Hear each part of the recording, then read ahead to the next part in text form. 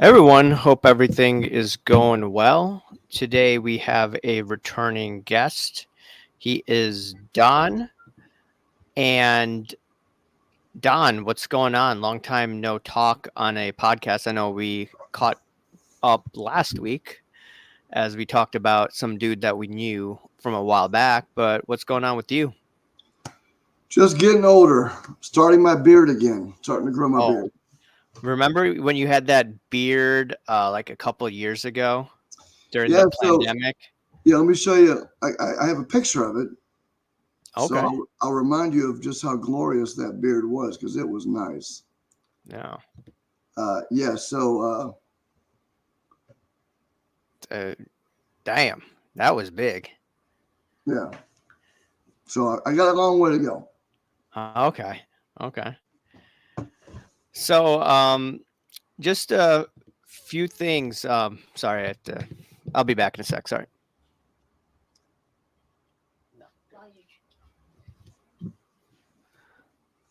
Yeah. So, anyways, you said that you had a card story. That you told me that. I mean, you didn't get into it, but what interesting card story that you had that you wanted to share with me and now my Well, audience? a couple years ago, I bought some Jaden Daniels autograph cards, Yeah. and I don't know if I told you this story before. I don't remember if you did. Well, I bought a Jaden Daniels limited to 10 autograph and then one that wasn't limited. And this is like, I guess, 2 or 3 years ago. Yeah. And I paid $11 for one and $9 for the other. Yeah. And so I put them up for sale sometime in the last year on Mm-hmm. Facebook. Yeah. And I got no interest at all, just days turn into weeks, turn into months. Yeah. But Facebook, for some reason, or I don't know how they operate, but they recycled my posting. Yeah. Someone hit me up, probably let's say a month ago, and Mm-hmm. said, "Are you still selling this Jaden Daniels for $58?" Because that's what I was selling it for. And I wasn't watching NFL football. Yeah, fine, whatever, $58. Yeah. Well, my wife and I were moving into a new house. Yeah. Then we both got COVID. And so during that time, it took me a couple weeks to get everything put together to get in the card. Now, as it happens, I had two Jaden Daniels, like I just told you. One Mm-hmm. was out of one of 10, and the other was it was not numbered. Yeah. And so, because I felt like I'd waited too long to get him his card, and I felt bad about it, I just put both cards into the mailer and sent it out. Yeah. I figured I spent $20 total, made 50, so I made $40 or whatever. So who cares? Yeah. And I was in my car and I was driving. This is about a week ago. I was driving in the car, and there was some sports radio on talking about Jaden Daniels, leading the Commanders to, potential playoffs, and he was like the hottest player in the world. And I went to look, and those same cards were now selling for $300 a piece. Holy crap. So there you go. You get COVID, you move into a new house, and you make a mistake. So instead of making $40, I could have made about $500. So Yeah. So I was watching the Bears game today. I don't know if you watched it. Okay. So they were up 15-12. The Bears played horrible. They should not have been up that game. All right. So then there's about 20 seconds. It's the last play of the game. And then they're on their like 35, 40-yard line. And they're going to do a Hail Mary. And then Daniels throws it up in the air, QB of DC Commanders. And then the Bears, they had like 2-3 guys like on the 1-yard line. They tipped it. One of the Commanders guy was in the end zone. They caught it. It was a Hail Mary. They won. So there's another $100 I could have made. Yeah, it was ridiculous. I've never seen a game like that happen for the Bears like that, but it's usually Aaron Rodgers that throws Hail Marys, but then Aaron Rodgers is no longer Aaron Rodgers anymore. So Well, the truth is that that story I just told you, yeah, is one that I think we all can relate to something like that. When you're in cards, when you buy and sell cards, and it didn't impact my finances. I'm still able to because of the WIC program and my night job at McDonald's as a janitor. I can still make ends meet. So there you go. There you go. yeah. But I'm curious. Did you get E. coli from McDonald's, by the way? No, That's the I story. work at McDonald's. I don't eat at McDonald's. There's a difference. And I wouldn't eat the slivered onions anyway. That's so. But that story I just told you is interesting. I guess I lost money. I could have made more money. Yeah. How about all those Zion Williamson rookies we were talking about a few years ago? You think people are still laughing and joking about how much of a sucker we were for not picking those up? No one's talking about Zion Williams anymore. And Williamson, or is that his last name? I forgot his last name. Yes. Okay, so I remember, in the comment section, they're saying like, well, Zion is going to be the reason why the sports card market goes back up. It was up during COVID and it was Zion. I seriously saw a comment like that. Yeah. You and I were talking on the phone the other day, and there's not a lot of stuff in life that we're going to get right. But I think the video that we did back in COVID was the top of the market. I think it was. It was. It was definitely, the sports card bubble, like ridiculous bubble. I forgot the title of it. And a lot of people actually liked that video. It was refreshing at the time. Okay, sure, we didn't get everything right in that video. I thought Rafael Nadal cards would continue to go higher. They didn't. That's where I struck out. But ultimately... But you remember the signs at the top when people were buying Simone Biles cards or something? Remember that? I was buying Biles. I made money off the Simone Biles. Yeah, well, you made money on it, but the guy you sold it to didn't make any money. It depends when he sold, if he sold. Because like if they sold at the peak, then okay, they made money because she had that incident a couple years ago, and then she did pretty well at the last Olympics. So before. Yeah, but like we talked about, if people are buying horse auction jockey cards and gymnastics cards and things like that, we have the shark. If the shark has not been jumped, Fonzie is hitting the ramp. We're about to see it. Oh yeah, for sure. I mean, like 2-3 years ago, we both saw, okay, this thing would be coming down. And now we did talk on the phone the other day about the economy. Mm-hmm. And the economy, I believe, is headed, you know how sports cards just like crumbled. I'm not just saying the economy is going to crumble 90%, but I think that's where we're headed post-election. Yeah. Even if, Trump wins the election. I think especially if Trump gets in the White House. But before we talk about that, one more thing I want to go back and talk about that last call a couple years ago. The last thing that I want to say is I also talked about grown men fighting at Walmart and Target over cards. Right. As a sign of the top. And the comments about that on Facebook and maybe in your video, I don't remember the comments on your video, but on Facebook, I was laughed at. And I was told this was nothing like the 90s. This is totally different than the 90s. And I gave case after case of watching people in Target and Walmart in the 90s, back when it was Sam's and Pace and Costco and all that, citing examples that when you see that now, we're at the top. Grown men fighting over sports cards.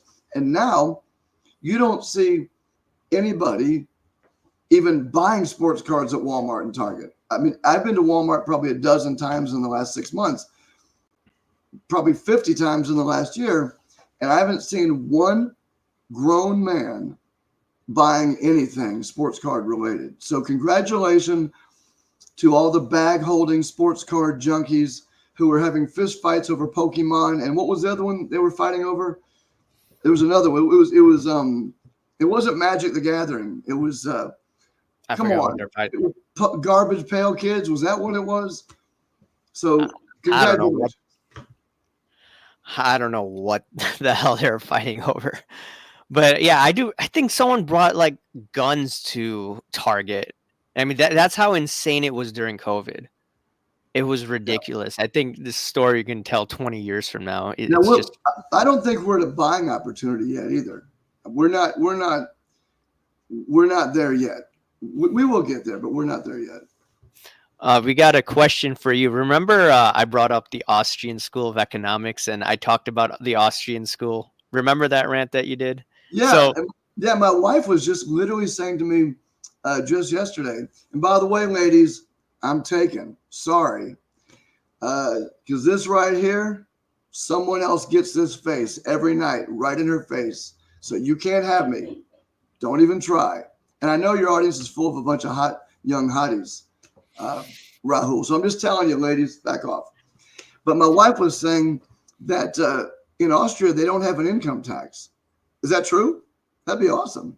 I have no idea, to be honest. I mean, they did have this economist named Hayek, Right?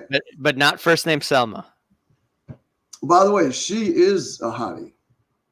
at that age. At Yeah, this she was age. great. Well, dude, at my age, anybody under about 65, my age range, like if something happened to my wife, which of course I hope never happens, but if something happened to my wife, my age range is probably 50 to 70, somewhere in that ballpark. It's disturbing. I know it's a wide range, but again, this. So you were asking about what now? So this guy, I have had him on before, Elegant Elliot. He says, "What does Don think about Card Ladder?" It was Card Ladder referencing the London School of Economics. It's not the London School; it's the Austrian School. I've referenced this too, so Don, you could mock me as well in analyzing the card market. Well, how can I say this? If you have a school of economics, the school of economics that you're using to make your decisions depends on information. It depends on knowing certain key pieces of information that with the card market is either not known, or if they are known, are ignored. So when it comes to supply and it comes to demand, you have no idea what the supply and demand of anything you're buying at Target or Walmart or the pawn shop or on eBay is. You really don't. It's the most illiquid market with the least amount. And this is interesting. It's the most illiquid market with people who are on the scale of Dunning-Kruger. There has to be another scale. I don't know, however far over on the graph a normal Dunning-Kruger dummy would be. Sports card enthusiasts are off that chart. There's some parabola that would take them out of the chart. So when you have people with the least amount of liquidity and the least amount of knowledge of what they're doing, then there's no school of economics that will help those folks. They just have to do what they're going to do, fight Walmart and Target and end up broke. Good answer. Good answer. What do you think of, this is a true story, by the way. There's this one guy on Instagram. I may have told you offline. He went to jail for trafficking drugs, and now a couple years out of jail, he looked like an average guy. Okay, fine. You pay your time in jail, but he's balling out now. He looks like Pitbull, has a Latino name. He's not Latino. And he is like balling out with $1 million cards, $100,000 Jordans, 100,000 LeBrons. Yeah, but we talked about this guy and not just recently. I think we may have talked on a live, but yeah. So I don't know. I used to talk about the Austrian school a lot, but you can't use the Austrian school when you have but okay, like, so Pankus like this. Yeah, but so there's a rule of thumb. So for any of the budding economists in your audience, here's something that you can take to the bank. If you're trying to make money off of anybody who has more money than you have, or more information than you have, and more access to both, then it doesn't matter whether it's the Austrian school or the Australian school, you're going to lose. And when it comes to sports cards, when it comes to anything that you can, Rahul, I tried to tell Silver Stacker that if I can get it at, if Chris Dwayne is selling pictures of his pregnant wife on it, then it's just not that scarce. So there's no school of economics that you can be involved in that will help you if you're trading sports cards. It's It's a sucker's game. It always has been and it always will be. I'm sorry. Yeah, I mean, like 2020, 2021 is the best time to sell. And Not you the were best talking time. about how we could short it, and you never did find a way to short it, did you? There was no way to short it. Yeah, I thought, okay, if Collector's Holding was still a stock, they got Right. bought up by Nat Turner and his group. That would be the only way at that time to short it. The only thing that was rising in tandem with sports cards at the time, this is what we both missed, unless you were doing this. Bitcoin miners, they had like a 90% crash. I mean, now they're on their way slightly back up. That would have been the only way to short sports cards and collectibles at the Well, and time, by the way, the looking reason back at it. the reason you would short them is because Bitcoins have been around long enough where people don't remember Mount Gox. You remember Mount Gox, Right. obviously. I remember Mt. Gox. That's why I never got into Bitcoin until that the SBF thing. That was the first time after that crash I got into like Coinbase, MicroStrategy, and all of that in December of 2022. But go on. Well, what I was saying about Mount Gox is the moment I heard the term Mount Gox, I knew that had to be an acronym for something, obviously. And what Bitcoiner didn't know, and I tried to warn them, was Mount Gox was, well, you remember what it was, Rahul? It was someplace in Japan, right? Some No, exchange. Magic the Gathering online exchange. So the very first Bitcoin exchange was Magic the Gathering online exchange. Are the biggest bunch of goobers you've ever met with dice in their pockets, well, dice in one pocket and packs of cards wrapped with rubber bands in the other. Those people who were trading World of Warcraft money on eBay or selling World of Warcraft money on eBay so they could get a new tunic for their orc in their World of Warcraft game, those are the people that were initially brought on to be the test for Bitcoin. Now, once you realize that the literal definition of goober was being handed a new currency, then you have to understand, again, you're in a market that doesn't make any sense and you probably shouldn't fool with it. Yeah, I mean, yeah, there's people that bought at $1 and are probably rolling in with millions and millions of No, they're dollars. not. No, they're not. You don't think Da Vinci is rolling in millions of No, dollars? because what Da Vinci would have people forget is that when Bitcoin hit $250, he sold. Now, he may have bought after that, but he made a big deal that it was, at the top, he was getting out, he'd bought in at some lower price. And also, it's hard to well, I won't get into Da Vinci's personal issues. Okay. It's a guy with an interesting lifestyle. Speaking of lifestyles, it's like in sports cards and silver, there's guys with interesting livelihoods, like people on YouTube. Like me. And people on Instagram. Like me at McDonald's. Like you. So there you go. But by the way, but you're not scamming people. We know someone I'm not going to mention the guy's name. We know someone that we knew in the gold, silver stock market, time. He used to do videos all the time. Still does videos, I think, now. And we talked about it the other day because I saw a YouTube video of this guy. I'm not going to say his name. I'm going to go with the name Bernie, like Bernie Sanders. Okay. Oh, come on, dude. Come on. Dude. Come on, dude. They call him Bernie Sanders. Okay, so Bernie Sanders, code name.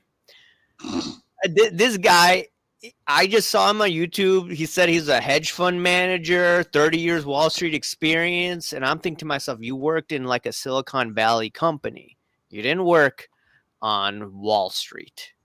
Well, so you're bringing up a really good point. So, no, I don't work in McDonald's. So I got to be honest, in case somebody thinks I'm scamming by, maybe I grift some Grimace, Happy Meal coupons or something.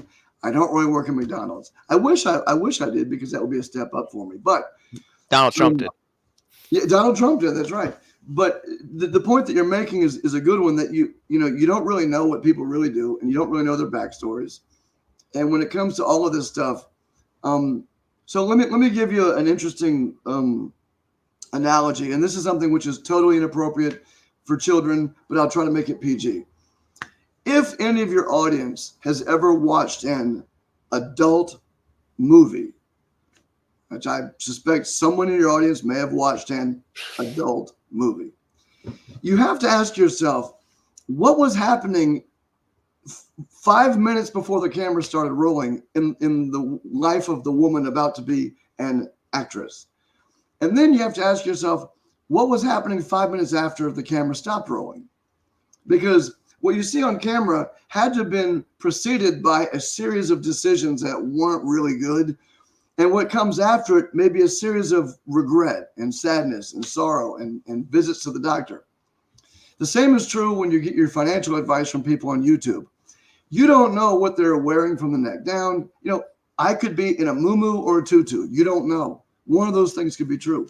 And I really could work at McDonald's. And in 2024, maybe I'm just AI. Maybe what you're seeing, this beautiful visage before you, is actually an AI presentation. And maybe I'm someone like Chris Dwayne, or maybe I'm like I'm Mike Maloney coming to you now as a disinfo agent to somehow drive people back into precious metals. You don't know. So on the internet, you don't know what you're getting. But when you do know what you're getting, and this is the thing, when you find out something and it's as shocking as the thing you're talking about, it really should cause you pause to think, should I really give this guy my money? Should I really give this guy anything? Now, thankfully, I don't have any more grifting. I mean products to wow your audience with, and that's in the old days. But if I did, I'd probably put on a tie. That's just the best way to say it. I mean, like, we knew guys, and they're scamming other people's stock accounts, playing with levered futures positions, which you probably shouldn't be doing as a broker in general. If you're not even a broker and you're doing that, I just don't know how these people are able to live, how to sleep at night. I couldn't do that. So the other thing is my story, if anyone cares to know my story, involves me starting trading when I was in my 20s. I'm now in my 50s. So that's a long time to be trading. And everything that I know as a trader did not come because I hit the jackpot. I had to lose lots of money. I had to lose doing really dumb things and listening to people who I now know were grifters and who didn't know what they were talking about and giving me, strategies that ended up ruining my finances. That's how I learned. Now, that's not a sexy story that's going to get anyone to sign up for my stock picking service. I understand that. Unless you're a realist and you want to know what pitfalls, lie ahead and what to avoid. But most of these guys have tales, which if you just stop for a moment, you think about it. Now, hold on. Think about this just for a moment. If someone says that they are a hedge fund manager and have managed hundreds of millions of dollars, and they are an expert in whatever trading it is. I've never made hundreds of millions of dollars. I have made millions of dollars, but most of that got paid to employees and running businesses. And as an accountant, you know how that goes. Yeah. So to say I've made millions is really not accurate because I've made hundreds of thousands myself personally. But imagine if you knew me on a personal basis like you know me. And I said, listen, Rahul, I've made $100 million. And at the ripe old age of 60 years old, I can't wait to get on YouTube and shuck and jive to get people to pay me $50 a month for some service. That is crazy. That's insane. Nobody would do that. So when you see these guys talking about this stuff, you probably ought to ask some hard questions like, why are you doing this? I'll tell you why I would do it. I would do it because as a thousandaire, not a millionaire, a thousandaire, I could use a couple more shekels to put into the kids' collage fund and buy some tenny pumps and go out and take my wife out to dinner at Wendy's to get a new Krabby Patty meal, which I can't afford right now because I'm just a thousandaire. But I'm going to be honest about it. If I got something to sell you, I need the money. But when the people say they don't need the money and they've made all this money and they're driving around in a new Tesla and all that, that doesn't make any sense to me, and people should question that. So without naming names, there's a lot of people out there who fit that bill. There's a lot of people. And that woke me up, probably about 7, maybe 9, 10 years ago, and then I just see all this stuff coming in sports cars. I'm like, okay, there's grifters everywhere, It's everywhere. funny. Yeah, I've known you long enough to remember when you were sort of more enamored with some of the tall tale tellers. Oh yeah, I And, was. There's no doubt but about that. but I remember when you called me. I don't know what day it was. COVID had been going on, and sports cards were doing zany stuff. Yeah. And you knew that I had been involved in sports cards, and you were like, "Dude, are you watching this?" And it was awesome because you're like the only person. There was no one else out there talking that I saw like you. And so you go through these cycles of watching these up and down. It's the same story. It's always the same story. It was really cool to see you out there telling the truth. Yeah, I mean, I learned the hard way. And, it's made me actually, I like going through that process because now I can see through the BS, and then now, investing wise, trading wise, become better. So Yeah. I'm, So one thing that I would say about learning yeah, is I'm 56. And again, I know I don't look it. Boy, I know I look younger than that. But at yeah, 56, I've learned enough about life to know that you're really never going to know the future. right, You can do your best, you can try, and you can have a business that's successful one day, and then tomorrow, for reasons completely out of your control, it can fail. I've raised kids, I've had cancer, I've been married, I've had businesses that did great, I had some that crumbled. At the end of the day, all you can do is your best. That's the only thing that you can do. And I find that when I was younger, I believed there was something better than that. I believed there was something else out there. There was some magic formula, and there really isn't. I mean, nobody. I mean, all the dude, all the guys. Peter Schiff, for example, he was a hero of mine. Bill Still. I remember the day when Bill Still told me on the phone directly. People won't even know what I'm talking about here. But when I said, Bill, what about Article 1, Section 8? He said, what about Article 1, Section 8? I said, well, Bill, what about the Constitution? What about the Constitution? And when my heroes began to be less than a hero, I started realizing, thankfully, at an earlier age than I am now, that there's nobody out there that's got the secret. Nobody. Now, you can be smart and you can know what pitfalls to avoid, and that's really half the battle. In fact, I would say this: having to know what the future holds. That's no one on this call is Kreskin or Merlin or Gandalf. That's not happening. No one here watching you or me and watching this video. But you can know what roads not to go down. You know what I'm saying? You can know the things to look to.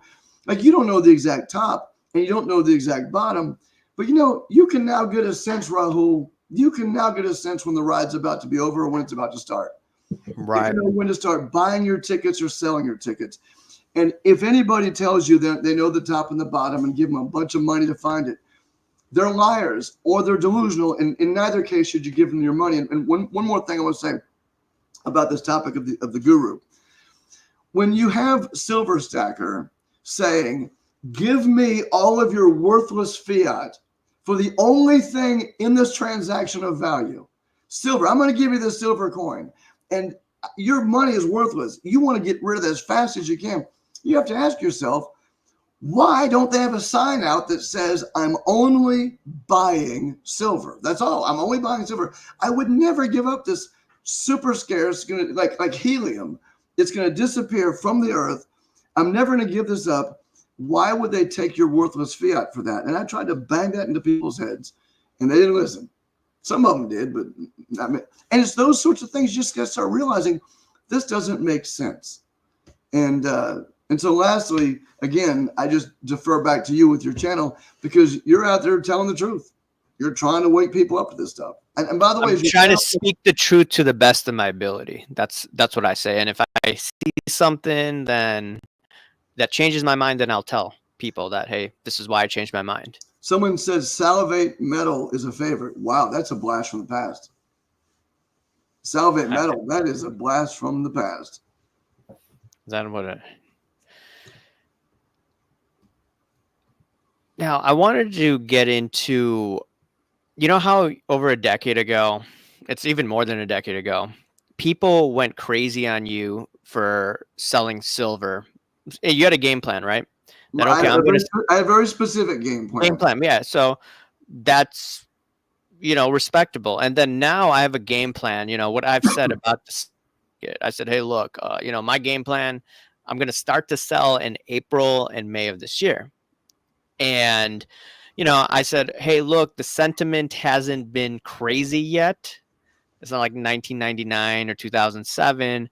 So I didn't sell everything. And people are like, oh, well, you didn't get the top. Yeah, I didn't get the top, but I have a game plan. And once I see sentiment starting to go a bit bonkers, that's when I'm going to be like, hey, I'm going to get out. Everything up. I think that sentiment is kind of hard these days because everything is all spread out now. I mean, there's so many different places you can go to get information that when you have 1,000 different choices, it doesn't seem to me to have the same impact as when channels back in the day, you had the gurus on YouTube pounding the table with just gigantic audiences, all of them with a one-track mind. It's all sort of segregated now. So, and also in the media, and also people have been blasted so many times. I don't know how to gauge sentiment as easily as we would have, because we haven't had the event yet where people like Brother John F. are saying that you'll be able to buy a house with 5 ounces of silver. You remember that? You'd be able to buy silver was going to go on. It was going to be a parity with gold. And so you'd be able to buy a house with a 5 ounce. I mean, that kind of stuff, that sort of crazy, ridiculous nonsense isn't happening anymore, except with flat earthers. Now, I will admit, with flat earthers, there's an audience for you. But in terms of sentiment, I don't know. But here's what I know, what I do know. Your point about Donald Trump to me the other day, I think is absolutely the best point I've heard. And I hope you'll tell your audience about that, because that is the number one reason why people should be selling today. Taking back up, I'm sorry, wait. I'm not a financial analyst or a planner. Rephrase that. Yes, rephrase that. Forget. You shouldn't be doing anything. I'm just some guy talking. But your idea, I think, is a really good idea. So go ahead and tell folks that, because I thought it was genius. All right. So I know some people get triggered when they hear the word Trump, but and here this channel, I just tell people, and it's not like COVID where people are really, really tense. Now we get to go outside, so people aren't tense. So, I talk a little more about politics. So in 2016, yes, I did vote for Trump. And that was because he wasn't aligned with the neocons. That's basically the only reason why I voted for him. There's things I didn't like about him, things I liked about him, but that was the only reason why I voted. Now, fast forward to now, I see a lot of people who didn't like Trump are going on the bandwagon. Okay, fine. That's you do you. And now I see, okay, they put in Kamala, not the strongest candidate out there. And I'm thinking, okay, they're trying to throw the race. Why are they trying to throw the race? And my thought process is they're going to give they're going to give Trump, should he win, an economy that's about to blow up. And why I think the economy is about to blow up is the reverse repo market. I mean, you understand that market, I think, a little better than the common Joe. Can I have you back up on something for a second? Yeah. Because once you say reverse repo, your audience doesn't know what you're talking about. Yeah, exactly. That's why I don't want to get into that. So let's talk about it this way. The deep state, that is totally real. The deep state would love nothing more than to cement nobody ever voting Republican for the next 30 years. You have a market at all-time highs nominally, in inflationary terms, in every possible way. You have companies now, which we've just looked away from, who are now trillion-dollar companies. Just let your mind wrap around that. The amount of money in the market now has got to be greater than the amount of money that ever would have been in the entire economy just 20 years ago, right? I mean, there's some crazy amount, trillions of dollars in the market, and that's in the markets around the world. We have quadrillions in derivatives, which have never been unwound, never. In fact, they're exploding even more now. They drove people with a face in getting mortgages in the last 5 years. We know all of this. So when this house of cards comes crashing down, which it's going to, who would the people in power who run this joint want to crash on the most? And Donald Trump fits that bill. They would love to pull the plug and have this thing completely go just completely ballistic, like a scalded donkey down a greased hill with Donald Trump as president. That's what they want. And I totally, when you came up with that, I thought that is genius. I totally agree with you. And you could say it's reverse repos, or you could say it's, non-reverse repos. It doesn't matter. They're going to do something, and I think you're exactly right. I mean, just think about it. He was shot at multiple times, different, at least twice, actually 3 times. So if you didn't kill him, what's the Achilles heel now? It's all about the stock market, right? So it's interesting. I saw someone post the other day in defense of Kamala Harris and Joe Biden. Look at your 401k, which, I mean, if you're going to be honest about it, you have to say that if you have 401k, it's in nominal terms right now, it's as high as it's ever been. It's never been higher. Never been higher. I just thought to myself, when you get regular people who aren't economists, and they're not even politically savvy folks, touting the amazing gains they've made in something they're not going to liquidate at what they say is the top, that they recognize as the highest it's ever been, then that gives me pause. That gives me a little concern here. When people are talking about 401ks as a reason to vote for Kamala Harris. So if you go the other direction, well, what's a way to hurt the little guy who votes for Trump? Just decimate his 401k. And that, if I was Donald Trump, I would want to find, I don't know that I'd want to be president right now. I would not be running if I were him, to be honest. I mean, I would have run like 2020 to 2024, but we know some hankus pankus, as I usually say, went down. But the thing is, wait, what'd you said in 2020? Yeah, hanky panky, hankus pankus. Well, listen. Yes, 2020 was as rigged of an election as you'll find. And if we ever get a chance to talk about it, maybe next time, because I got to go get my pizza, Rahul. I'm sorry. All right. Wait a second. We should have a discussion about the election of 2020.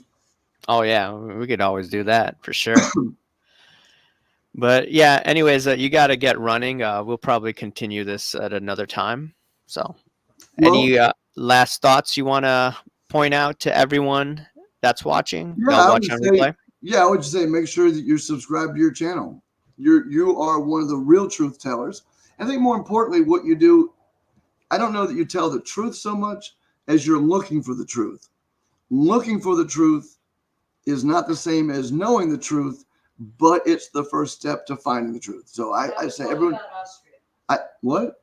I was wrong about Austria. Oh, my wife just said from the background, she was wrong about Austria. Okay. There you go. Gotcha. Oh yeah, one last comment. Bob Boozle says pizza mentioned on a tinfoil hat discussion. Yikes. Hey, but you know what? So to Bob Boozle's comment about that, it's fascinating, isn't it? All the things that were conspiracy theories are now mainstream now. Totally acknowledged, totally really happened. And if you watch the mainstream media, you have to think, Rahul, hold on. The government now admits that UFOs are real. Think about 60 years, 70 years of telling people they weren't real, and now they are. And it makes you question, wait a second. If the government was lying for 60 or 70 years, then we know that they're liars. So if they're telling the truth now, it means they were liars then. If they're telling the truth then, it means they're liars now. And all you know is they're liars. And the same is true with all these stories with Epstein, for example. Think about that just for a moment. If you had done a video in 2010 or 12, somewhere in there, about a cabal of underage girls being trafficked with a bunch of rich guys on an island, people would have, first of all, YouTube would have banned and blocked the video. You would have been called a conspiracy theorist and smeared in the media. And now the dude who was behind that whole thing, he killed himself in jail. I'm sorry, wait, I got to back up. He killed himself in jail. So anything the mainstream media says, and it's why my kids will tell you that my sons are adults now. My oldest son just got married. And he told me in the last month, he said, one thing growing up, you never once, ever had the news on in our house. It never happened. And I said, that's right. And he said, now I know why. So I can tell you, don't watch the mainstream media. How's that? There you go. Watch my channel instead. Watch Rahul instead. Rahul, thanks for having me on. I gotta go get my pizza. Yeah. All right, man. Talk to you later. Bye-bye. See you, man. All right. I'll read some comments here and there.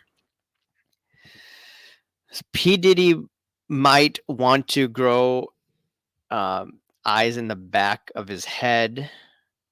Media corrupt. All right. Splenda has anything better to do? I think Splenda is working right now. But going back to the card hunter, will Sean Diddy die in prison? Well, you have to remember something weird. I shared this on Instagram one time. You had the madam, what was that? The madam lady in DC. She had a list of all these politicians that she banged. She suddenly committed suicide right before the crash, 2008, I believe, 2007, 2008. You had Epstein kill himself, in quotes, air quotes, right before COVID. And then now, what do you have? You have Diddy.